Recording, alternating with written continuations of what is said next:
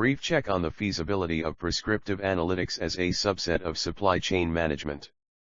Abstract: this paper aims to dig into the most nascent field in the analytics phenomenon, namely prescriptive analytics.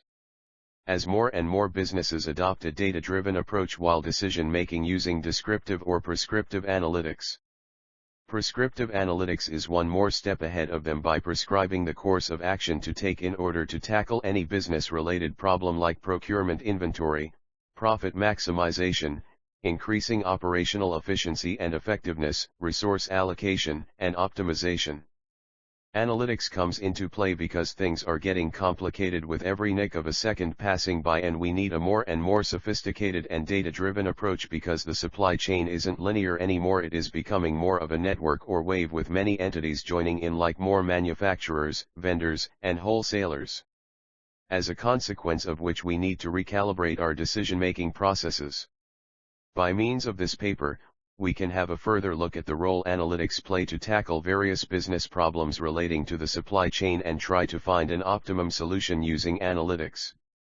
Keywords: A. Prescriptive analytics, echelon inventory, data, risk reduction, educated guess. Introduction. At the beginning of the 20th century, the first revolutionary change in the field of the supply chain was seen when Ford Motors integrated the entire supply chain from mining iron ore to delivering finished cars in the span of mere 81 hours. At that time it was named as the most efficient supply chain. But there was a slight wrinkle in this process, that the car should be of only black color and T model only in order to fulfill the 81-hour promise. After the Second World War, the Japanese automobile giant Toyota came up with a supply chain model having multiple vendors with different expertise and skill set, which successfully met consumers' diversified demands. Toyota model filled the gap of inflexibility, as the Ford model was highly rigid and absolutely inflexible. The latest revolution was an information technology-driven approach towards revolutionizing the supply chain was made by Dell Computers. Earlier, Dell used to take information from the customers and forward it to its various vendors to provide customized products to its customers. Dell leveraged the power of information technology for better customer satisfaction. Things took a turn when Dell realized that customer needs are not much different. In fact, most of the general customers have the same requirements. From 2006 onwards, Dell changed its supply chain model, and its products are also available in retail stores while also keeping its old customization option. Lead time also affected Dell's decision, as earlier, for the sake of uniqueness of their product, customers was ready to wait for 15 to 20 days, but when they are not having unique requirements, why they should wait? It can be clearly observed from Dell's case that information technology plays an important role in knowing what customer wants and subsequently making supply chain alterations, and that is why supply chain analytics is important. This paper primarily focuses on achieving total supply chain profitability between and among different supply chain stages like plant location, inventory management, manufacturing, selling, storing, disposing of, etc., using information technology-driven scientific as well as a logical approach towards supply chain decision-making. This can be made possible by improving supply chain visibility, managing volatility, and reducing fluctuation in cost as customer requirements are getting diversified day by day. It has become necessary for the businesses to include more designs, more variations of products, while also keeping a check on the quantities they should keep in order to maintain a good service level and minimize the risk of over or under inventory. It is also important to keep the lead time short and costs minimum to increases customer satisfaction and retention to a great extent. And in order to do so, various kinds of the trade-off between efficiency and responsiveness are to be made for better serving. Drivers of supply chain. Facilities. An important driver of the supply chain where one should have to be very careful while formulating a strategy regarding facilities, like the role of the facility, whether it is a manufacturing facility, warehouse, distributor, or retailer. Its sizes and location also plays an important part in deciding a successful supply chain. If the unit cost of the product is very high, we go for a centralized facility, and vice versa. If the organizations want to achieve high economies of scale, they go for bigger sizes of their facilities. Inventory. Inventory is very crucial for any supply chain. It is available to every player in the supply chain like a wholesaler, retailer, etc. Here the question arises: what is the optimum level of inventory one should keep in order to avoid stockouts or surplus? Because keeping an inventory invites two types of variable cost: ordering cost and carrying cost, so that makes inventory a liability when not managed efficiently. Transportation. Movement from one point of the supply chain to another incurs transportation cost. Economies of scale are maintained when goods move from manufacturer to wholesaler in big lots, and then it is bifurcated into smaller lots and sent to different retailers by losing economies of scale with it, but transportation incurs anyway. Pricing. Supply chain management ensures a proper balance between demand and demand. There are various areas where demand fluctuates drastically, which affect supply. By creating a differential pricing mechanism, to some extent we can maintain the balance between demand and supply. Background. Data analytics contains a large chunk of tools and techniques to analyze the available knowledge. They're loosely classified as descriptive, diagnostic, prognostic and prescriptive analytics. Hardoon, D. Shmuley, G. 2013. There's a continuous trade-off between the insights generated and recommended solution. Barga R. Fontama v. Talk W.H. 2014. Hence, it's important to utilize analytics to rework information into valuable knowledge, insights, therefore act upon them effectively and to satisfy their objectives.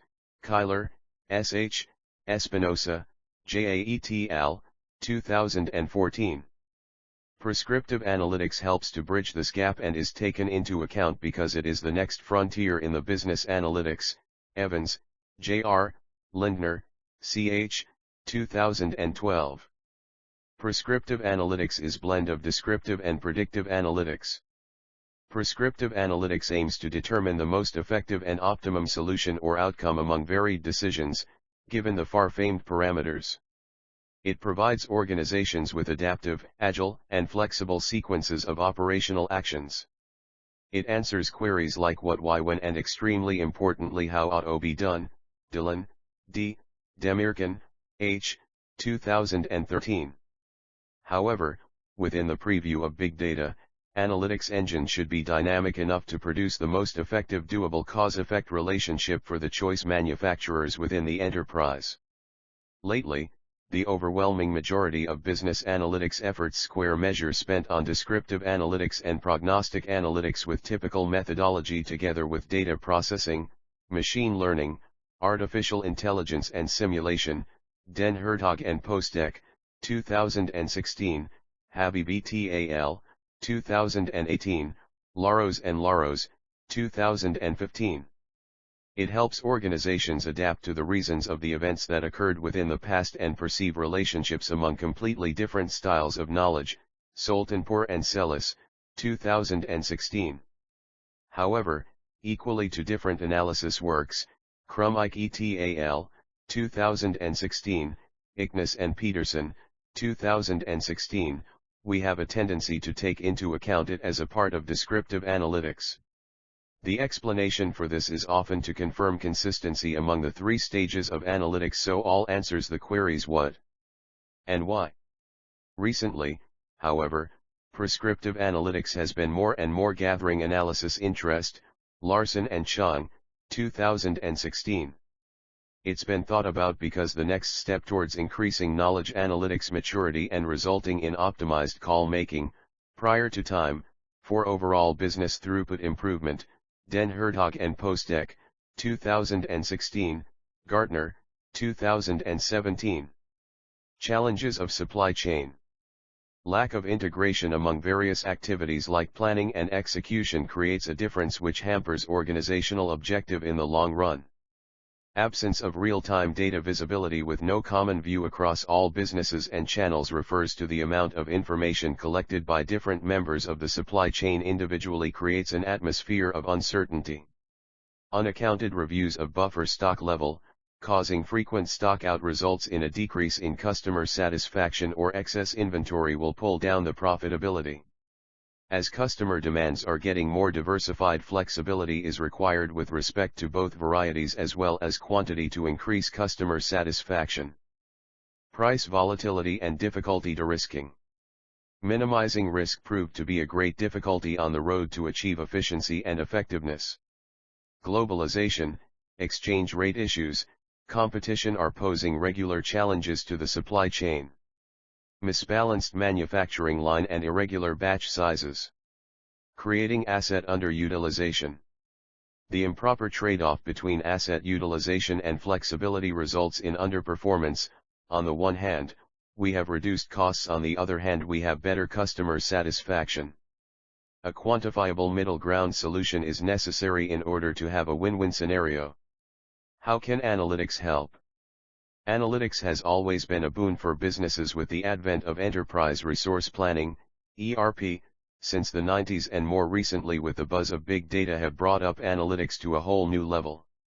It is valuable to those areas where data and information are recorded to discover and communicate quantifiable pattern in the raw data using statistics, computer programming, analysis tools and mathematics of operation research to gain insights and evaluate. Supply chain analytics rely on the data collected on the different stages of the supply chain via various sources like POS, RFID, and GPS, or unstructured sources like camera and surveillance footage, social media, blogs and forum discussions. Analytics uses the descriptive, predictive, and prescriptive model to derive meaningful insights from the data, simultaneously highlighting the plan of action to cater to business decision-making using extensive big data computation and optimization techniques. Supply chain analytics is different from supply chain management as it focuses on a data-driven scientific and logical approach and information technology to make a decision relating to various supply chain operations like the flow of materials, money, and information.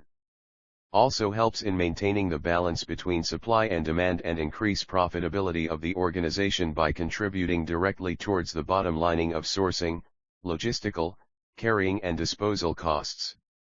However, this paper focuses on the feasibility of prescriptive analytics, which is a whole new phenomenon as it helps in finding the solution to the problem. In the supply chain, prescriptive analytics unearths countermeasures based on descriptive and predictive analytics models and optimization techniques. Methodology. Forecasting is the basis of all strategic, operational, and tactical decision-making. It helps in anticipating upcoming scenarios, and it has been used extensively in all business activities like production, marketing, finance, and human resource, as all of these works together as a whole in a coordinated manner. The forecast is not exact values because there is always a factor of uncertainty involved, but projections with a possibility of error. With the help of sophisticated models, we try to reduce this error as much as possible. From a forecasting point of view, we generally divide the data into two components: systematic, S, and random, R. Out of the two, we can only determine systematic component, S, using tools and techniques, while random component, R, cannot be determined and attributed to forecasting error. So to make a better forecast, we need to minimize systematic component, S, as much as possible. Actual demand, A, equals systematic, S, plus random, R. Exponential smoothing is recommended for forecasting when data contains level, trend, and seasonality components to smoothen the fluctuations in data. The most common trend and seasonality models are additive trends and ratio seasonality. So here is the forecast model accustomed to additive trend and ratio seasonality. The echelon inventory works on the concept of inventory unification. Earlier inventors are treated as a separate entity by their location, like manufacturer, wholesaler, or retailer, while the echelon concept unifies this as a whole, meaning thereby amount of inventory at all the locations of our supply chain is the total inventory. To better understand this concept of inventory management, here is an illustration having two installations 1 and 2. Their quantity demanded are Q1 and Q2. Decision-making regarding the location of the facility requires utmost priority because this requires a lot of capital and resources, and many factors are taken into consideration while deciding the optimum location of setting up the facility. By using analytical tools and sophisticated methods, we can find an ideal location. One of the methods is the gravity method, which uses coordinates, annual tonnage, to find an optimum solution. Result: The above methods and techniques of prescriptive analytics have given more logical, attainable, and efficient results when applied. Although a bit of uncertainty will always be there as all the parameters are not quantifiable or can be taken into account but affects the decision-making process to a great extent. By applying analytics, the extent of risk associated can be reduced a great extent. By better forecasting, we can anticipate fluctuation in demand and act accordingly. Better inventory management, we can reduce the frequency of stockouts and excess inventory, which decreases profitability when become dead stock. An optimized location decision will lead to an effective resource and capital allocation and its efficient utilization with minimum possible wastage. Furthermore, analytics can give you an educated guess, but along with it, having experience can increase the chances of better decision making. Conclusion: in developing countries like India, due to many constraints, supply chain analytics isn't being used extensively in organizations. It is being used, but not to the extent to which it should have been used. First of all, the top management needs to divert their focus from obsolete techniques which businesses are using for a long time and create an analytics culture in an organization. An awareness campaign should be run in the organization to familiarize all the personnel about analytics using simple and easy to understand models. The organization must rely on the figures and insights gained from using various analytical models.